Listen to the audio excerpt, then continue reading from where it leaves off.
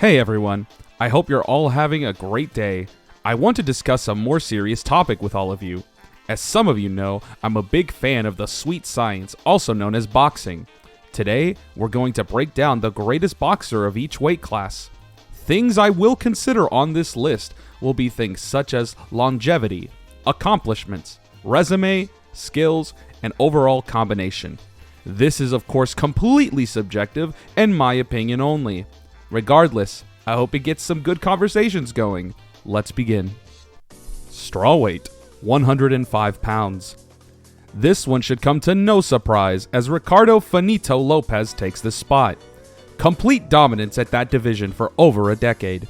He defended the WBC minimum weight a record 21 times and won the WBO minimum weight title as well. Considered one of Mexico's greatest boxers, he had a perfect career, 51 victories, 0 defeats with 1 draw and 38 knockouts. He was a great textbook fighter and easily deserves his spot. Junior flyweight, 108 pounds. This one comes down to Hilario Zapata and Jungkook Chang. While you could argue Chang was better, Zapata had more depth to get through and his resume stands with it as he faced 9 different current or former world champions. I believe the resume does eke it out in Zapata's favor, but Chang has an argument here. They both fought each other going one apiece, but I do think that Zapata edges us out and it's extremely close. Flyweight, 112 pounds. Jimmy Wilde takes the spot here, though I would argue if Pancho Villa had not had his career shortened by a tragic death, he would be in the spot. This one is simple.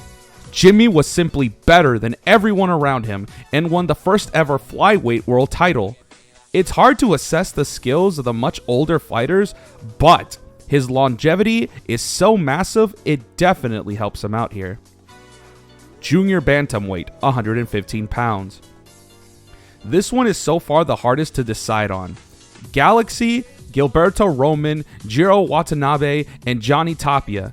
Tapia had the biggest 115 win in history, but the other 3 you could argue had a deeper division they fought through. I'm going to give it to Kaosai Galaxy because he had a 43 fight win streak.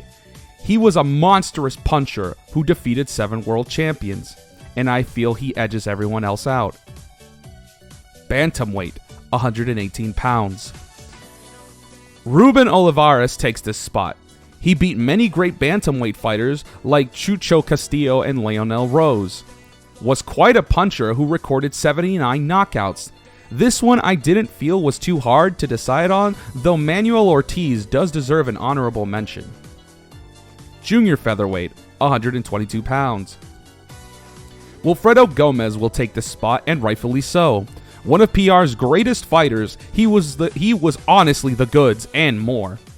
In his 44 victories, he had 42 of them coming by knockout and had 17 successful title defenses of his junior featherweight title by knockout before he ran into the legendary Salvador Sanchez at featherweight, might I add.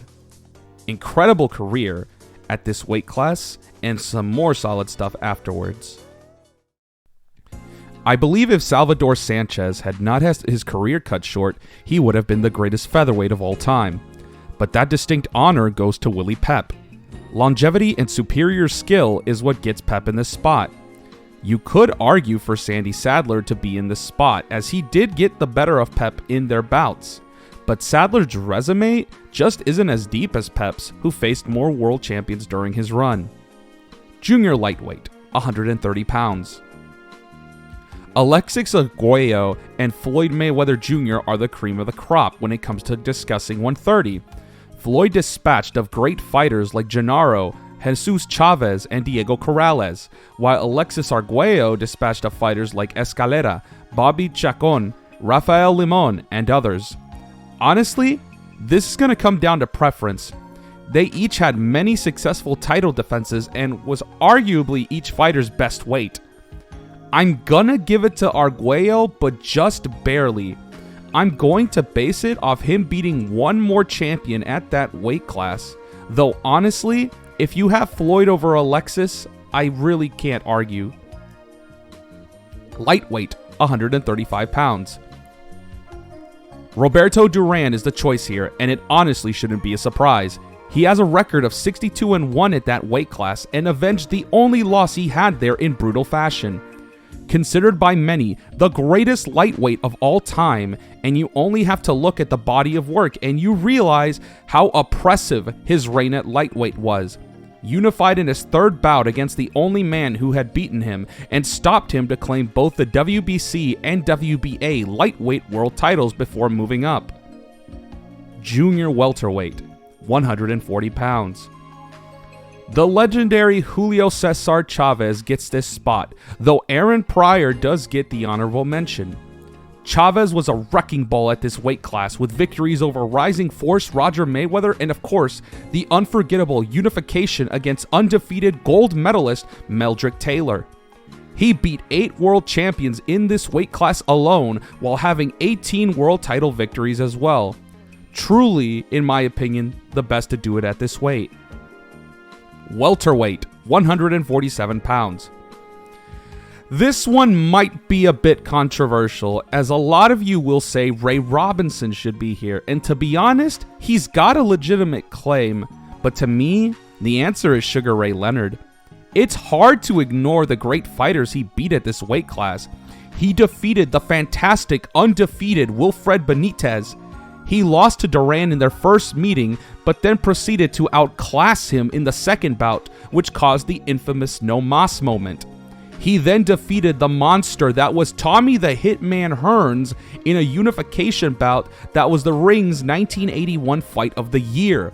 These 3 victories, along with the successful defenses against other solid opposition, in my opinion, seats him as the #1 welterweight of all time.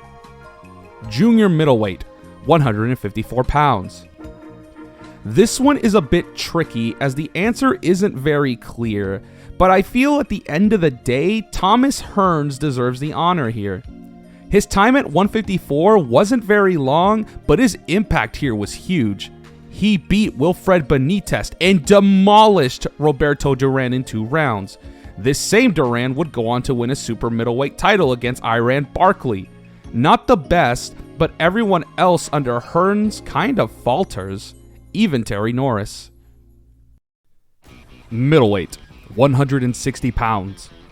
This will be simple. The marvelous Marvin Hagler easily deserves the title of greatest middleweight. Harry Greb does get mentioned, but the names on Hagler's resumes are unquestionable.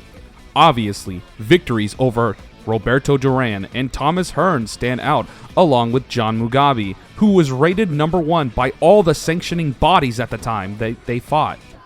Hagler had a stranglehold on the division, and the controversial loss to Sugar Ray Leonard is one of the few chinks in the Marvelous One's armor.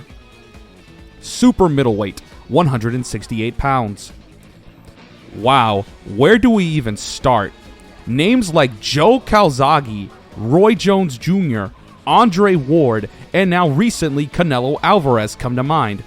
This one is really tough, and honestly, any of these 4 men could fit here, but I'm going to go with Andre Ward. Ward has the best mix of all qualifications: longevity, resume, skills, and accomplishments.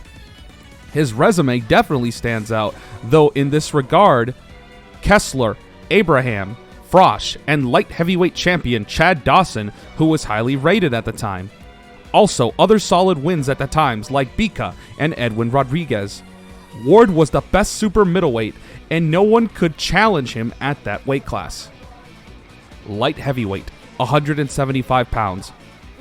There's a lot of contenders here, and it's really hard to gauge the old greats to the more recent greats at this weight class.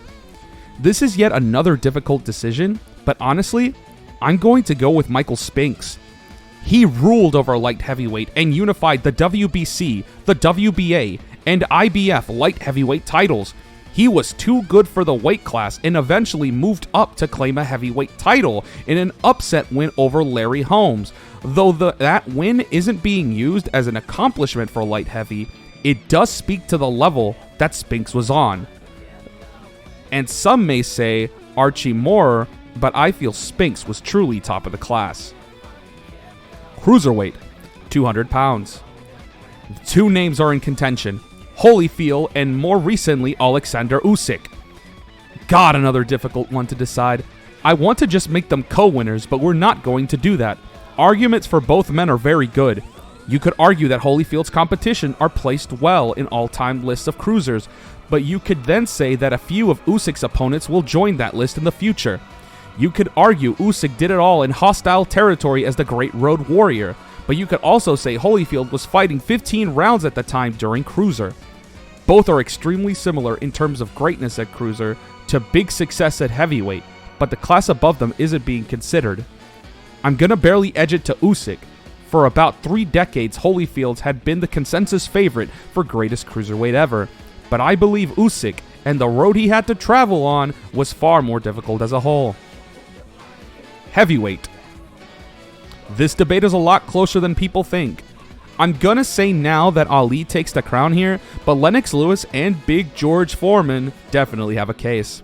Ali does, however, safely take this spot due to a mix of all the requirements.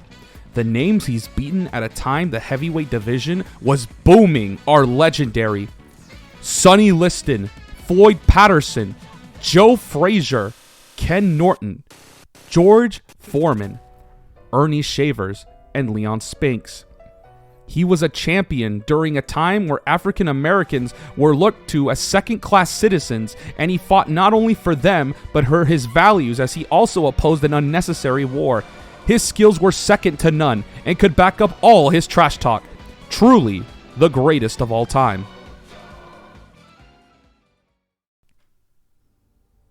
I know we went through quite a few careers, and although brief, I think this video does provide a general understanding of what makes boxers great, along with how there are many great boxers to be proud of.